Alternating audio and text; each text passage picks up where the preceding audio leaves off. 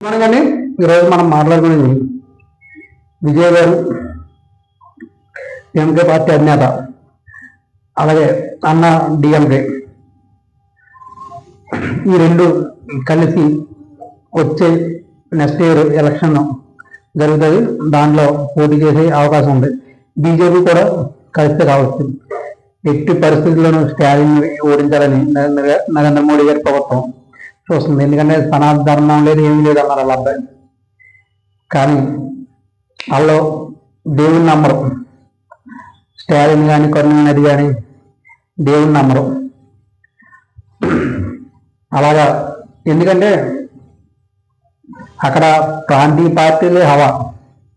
Even Rajinikanth గారు అంత పెద్ద వ్యక్తి అయ్యండి, ఆయన పార్టీ పెట్టడానికి ఆలోచించారు అంటే ఆయన ఎక్కడో కర్ణాటక నుంచి వచ్చి ఇక్కడ ఉన్నాను అన్న ఫీలింగ్లో ఆయన ఉన్నారు. అది పార్టీ పెట్టినా అది నడదన్న ఉద్దేశంతో రజనీకాంత్ గారు ఉన్నారు. అందుకని ఆయన కూడా పార్టీ పెట్టలేదు. చిరంజీవి గారిని చూశారు, పవన్ కళ్యాణ్ గారిని చూశారు. ఆయన ఏమైంది చూశారు. 2019లో పవన్ కళ్యాణ్ గారు ఏమైంది, పార్టీ పెట్టి నడిపించాలంటే సుదీర్ఘకాలం పనిచేయాలి. ఆయనతో వయసు సరిపోదు. అలాగే నెక్స్ట్ విజయ్ గారు ఇప్పుడు పార్టీ పెట్టారు. అలాగే అన్ని సంస్థలు, అన్ని యాక్టివిటీస్ సంస్థలన్నిటిని కూడా యాక్టివ్గా ముందుకుండా ఒక అంచనా వేసి అప్పుడు పార్టీ పెట్టారు. ఆయన పార్టీ పెట్టి తర్వాత కుల ప్రాతిపదికగా కూడా ఆ నాయకులను కలిసి ఈ రిప్పు మీరు మాకు చేయాలన్నారు. ఎందుకంటే అక్కడ హిందీయుగం విపరీతంగా ఉంటుంది. తమిళనాడులో ఉండే గుళ్ళు ఎక్కడ ఉండవు. పళని కానీ, రామేశ్వరం కానీ, కన్యాకుమారి కానీ, ఇలాంటి మహా అద్భుతమైన గుళ్ళు, కంచి కానీ, ఇలాంటి అద్భుతమైన గుళ్ళు అక్కడ ఉన్నాయి. అక్కడ హిందీయుగం ఎక్కువ ఉంటుంది. కానీ ఆ లోకల్ అంటే తమిళనాడు వరకే వాళ్ళు చూపిస్తారు. బయటకు వస్తే అది ఏమి ఉండదు. బయట రానివారు. ప్రాంతీయ పార్టీలే హవా. బయట వాళ్ళు వచ్చి ఏదో చేద్దాం అనుకుంటే సెట్ అవ్వదు. కమలహాసన్ గారు ఫ్లాప్ అయ్యారు. ఆయన నగ్గి సీన్ కూడా లేదు. అలానే పార్టీ కలిపేయారు. నెక్స్ట్ ఇప్పుడు విజయ్ గారు బీజేపీకి వెళ్తే 100% ఓడిపోతారు. అన్న డిఎంకే బీజేపీకి వెళ్ళినా 100% ఓడిపోతారు. ఎందుకంటే తమిళనాడు హిందుత్వాలు ఉన్నా ఇంకోటి వాళ్ళు ఉన్నా సరే ఎట్టి పరిస్థితుల్లోనూ అక్కడ ప్రాంతీయ పార్టీ సెంట్రల్ పార్టీలో కలవకుండా వెళ్తేనే పని అవుతుంది. అంతేగాని సెంట్రల్ పార్టీలో కలిసి వెళ్తే మాత్రం ఎట్టి పరిస్థితుల్లో వాళ్ళు యాక్సెప్ట్ చేయరు తమిళ్. ఇంకోటి వక్ఫ్ బోర్డు సవరణ చట్టం ఉంది కదా, దానికి కూడా తమిళనాడులో గుడికి అది స్థలం వక్ఫ్ బోర్డు అంటాం. అక్కడ ఆ ఇష్యూని బాగా పెద్ద చేస్తున్నారు బీజేపీ వాళ్ళు. అందుకు మేము సవరణ చేస్తామని ఉన్నారు. దానివల్ల ముస్లింస్ వ్యతిరేక, ఆల్రెడీ బీజేపీ ముస్లింస్ వ్యతిరేకి, కానీ అక్కడ కూడా ఆ టైప్ సిద్ధాంతం తీసుకొచ్చి మనం విన్ అవ్వాలని చూస్తున్నారు. కానీ అవి ఏమినారు 100% ప్రాంతీయ పార్టీలు విజయ్ గారు గట్టిగా కష్టపడతాయి. 100% ఆయన నగ్గొచ్చు, లేదా స్టాలిన్ గారు నగ్గొచ్చు.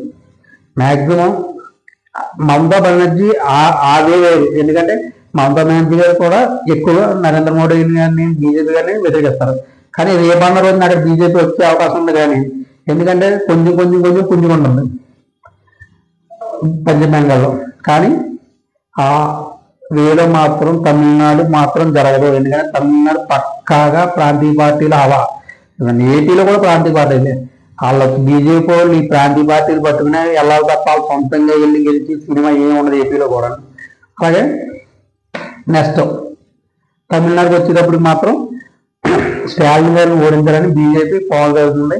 దాంట్లో పవన్ కళ్యాణ్ గారిని కూడా వాడుకుంది. ఎందుకంటే పవన్ కళ్యాణ్ గారు తమిళ వచ్చు. నెక్స్ట్ ఏమో మొన్న సభలో కూడా పవన్ కళ్యాణ్ గారు తమిళ సినిమాలు హిందీలో డబ్ చేయకండి అన్నారు. అంటే కౌంటర్ ఇచ్చినట్టే.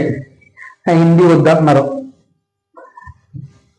మెయిన్ అన్ని భాషలు రావాలి. ఎందుకంటే ఇంగ్లీష్ వస్తే ఉద్యోగం ఉపయోగపడుతుంది. హిందీ కూడా రావాలి. అది అలా వద్దంటున్నారు.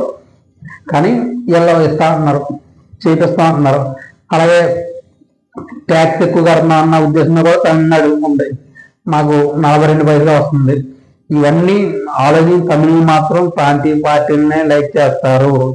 దీంట్లో పవన్ కళ్యాణ్ గారు ఏంటంటే ఆంధ్రప్రదేశ్ చుట్టూరు ఉన్న ఏరియాలో తెలుగు వాళ్ళు ఉంటారు. అలాగే పవన్ కళ్యాణ్ గారి ఫాలోయింగ్ కూడా ఎక్కువ ఉండాలి. అందుకని పవన్ కళ్యాణ్ గారిని కూడా రంగంలో దింపి స్టాలిన్ గారిని ఎట్టి పరిస్థితుల్లో ఓడించాలని చూస్తున్నారు.